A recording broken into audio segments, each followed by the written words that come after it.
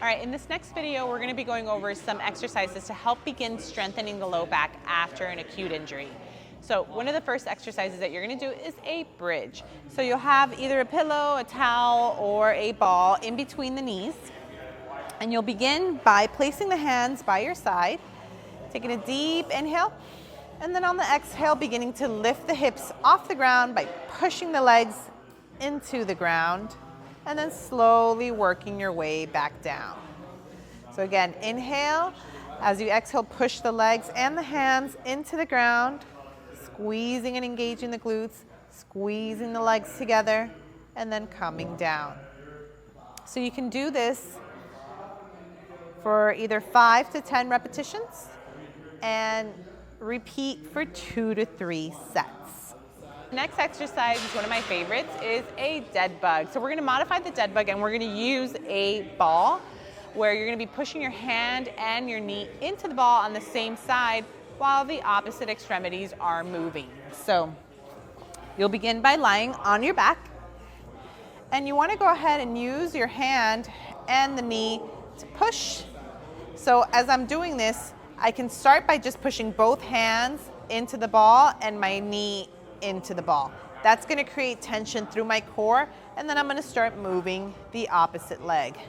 Now, to make this a bit more challenging, I can add the arm to the equation. So I'm pushing my hand into the knee and the knee into the ball. And I'm doing this, maintaining contact with that low back and the ground the whole time. If I want to make this a little bit more challenging, I can extend my leg and extend my arm and bring it back in. Or you can add a crisscross pattern. And now you're engaging the core while the opposite arm and leg are moving. So there's some variations here that you can do with this particular exercise. All right, so this next exercise is called bird dog or quadruped hand and knee extension. So you're going to be on your hands and knees. Hands are going to be underneath your shoulders. Your knees are going to be underneath the hips. And then from here, you want to push one leg out, bringing it back nice and straight, and then extending the opposite arm. You'll come back to your starting position, and you can either do the same side and just extend, or you can alternate. Again, you're trying to bring that hip back. Be mindful of not hyperextending your back or arching too much. You want to bring that leg just to hip level, and your arm should be right next to your ear. So bringing it down, kicking the leg out, and bringing the arm in front of you. And again, we'll start with dosing this about 2 sets of 5 on each side, or 2 to 3 sets of 10. The next exercise you're going to do here is a bear crawl iso hold. So this is a great exercise because it loads the shoulders, loads the hips, and by just lifting the knees off the ground, you're going to feel your core reflexively engaging, meaning I don't have to create tension to turn on the core.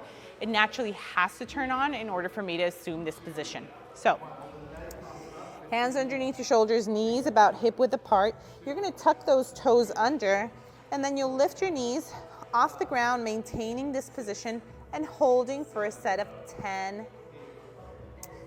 So you can talk while you're doing this, or you can just count down 10, 9, 8, and so on.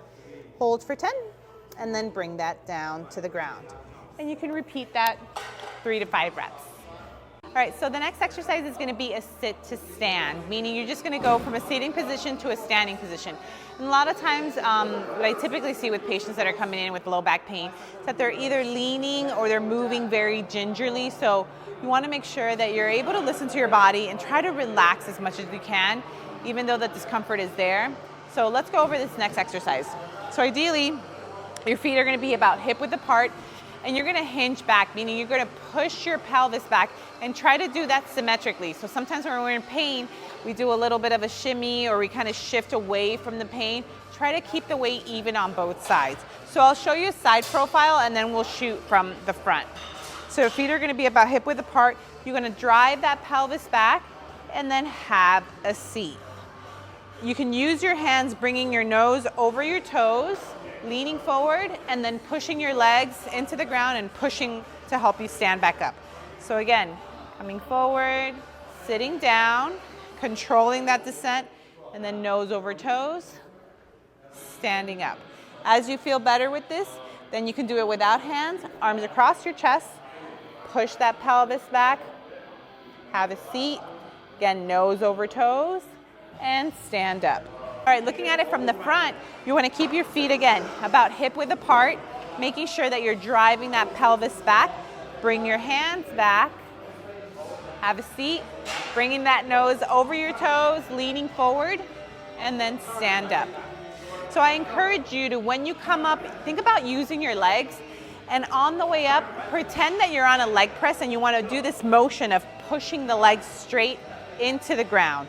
So I'm going to lean forward, I'm going to push my hands and legs into the ground to stand up. And you can do this for about 2 to 3 sets of 5 to 10 repetitions. Nose over toes, stand up. So that concludes 5 exercises that we use for beginning strengthening exercises after a low back injury. So I hope you found this helpful. If you have any issues or you are going through any discomfort or low back pain, please feel free to reach out to us. You can give us a call at the number listed or shoot us an email, and we'd be happy to work with you and get you out of pain.